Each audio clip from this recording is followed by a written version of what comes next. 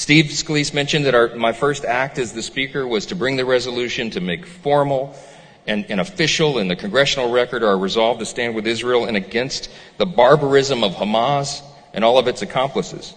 But I want you to know,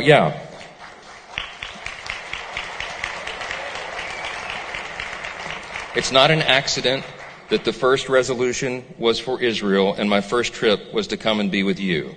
I want everybody to know where we stand.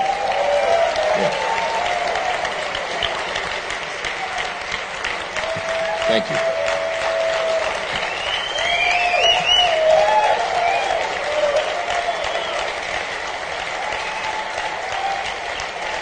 Thank you.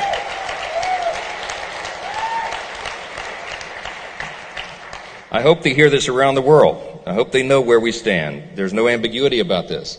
Jewish students today are no longer feeling safe on their college campuses, where liberal administrators are actively supporting and promoting and protecting organizations which are solely dedicated to anti-Israel propaganda. But we must not only call out these anti-Semitic attacks, we must act.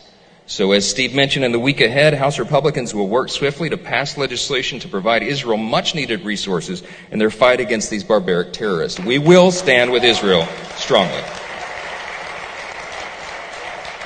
And I want to echo another message that may have been shared here over the day.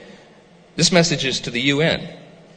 There will be a ceasefire only when Hamas ceases to be a threat to Israel. Israel and the U.S. enjoy an unbreakable bond that's forged over decades, of course, of bilateral assistance. And there are lots of reasons that we do that. They are obviously our greatest ally in the Middle East, and clearly they are one of our most important friends. Kelly and I have so enjoyed our own trips to Israel. Most recently, we went with our dear friends, Congressman Jim Jordan and his wife, Polly. On that trip, Jim Jordan always gets a shout. That's right. He's known everywhere. We were walking down the streets of Jerusalem, and people are coming up, Jim Jordan, selfies. I'm like, really? Here? And at that time, they said, hey, will you take our picture? I was the photographer. Seriously. This morning, Prime Minister Netanyahu said unequivocally, this is his quote, "This is our second war of liberation. We're going to fight, and it will be the good over evil, light over darkness."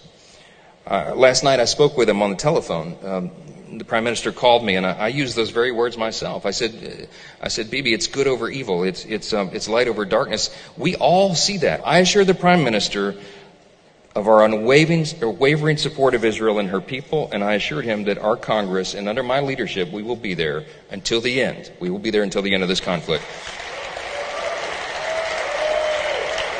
As a Christian, I know and we believe that the Bible teaches very clearly that we're to stand with Israel, that God will bless the nation that blesses Israel, that we're to pay peace of Jerusalem. Exactly.